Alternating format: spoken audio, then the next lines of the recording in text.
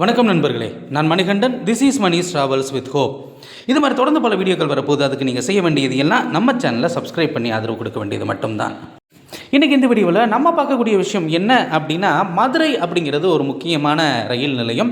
அதே மாதிரி சேலம் அப்படிங்கிறதும் ஒரு முக்கியமான ரயில் நிலையம். மதுரை எப்படி தென் மாவட்டங்களுக்கு முக்கியமான ரயில் நிலையமாக இருக்கிறது, அதே மாதிரி மேற்கு பகுதியை பொறுத்தளவு சேலம் முக்கியமான ரயில் நிலையமாக இருந்து கொண்டிருக்கிறது. நம்ம பெங்களூர் போகணும் அப்படின்னா அந்த ரோட்டில் தான் நிச்சயமாக போய் ஆக வேண்டிய ஒரு நிலை அப்படிங்கிறது இருக்கிறது.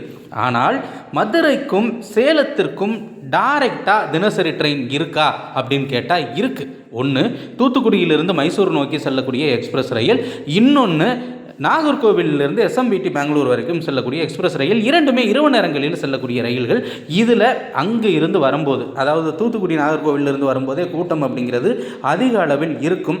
அப்படி இருக்கக்கூடிய சூழ்நிலையில் நிச்சயமாக இன்டர்சிட்டி வகையிலான ஒரு ரயில் வேண்டும். இப்போ எப்படி மதுரையிலிருந்து கோயம்புத்தூருக்கு இன்டர்சிட்டி எக்ஸ்பிரஸ் இருக்கிறதோ, அதே மாதிரி மதுரையிலிருந்து தினமுமே சேலத்திற்கு காலை நேரத்தில் ஒரு இன்டர்சிட்டி ரயில் கிளம்ப வேண்டும். அது சேலத்துக்கு போயிட்டு ரிட்டன் திரும்பவும் மதுரைக்கு வந்தால் ரொம்பவும் பயனுள்ளதாக இருக்கும் அப்படிங்கிறது இந்த பகுதி மக்களினுடைய நீண்ட நாளைய கோரிக்கை. ஏன்னா ஒரு இரண்டு முக்கியமான நகரங்களை இணைக்கக்கூடிய வகையில் இந்த ரயிலானது நிச்சயமாக இருக்கும்.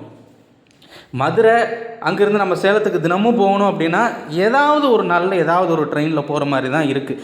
இதுதான் ஃபிக்ஸ்டு டைம். இந்த டயத்தில் தான் நம்ம கிளம்ப முடியும் அப்படின்னா 2 எக்ஸ்பிரஸ் மட்டும் இருக்குது. அது நைட் நேரத்தில் இருக்குது.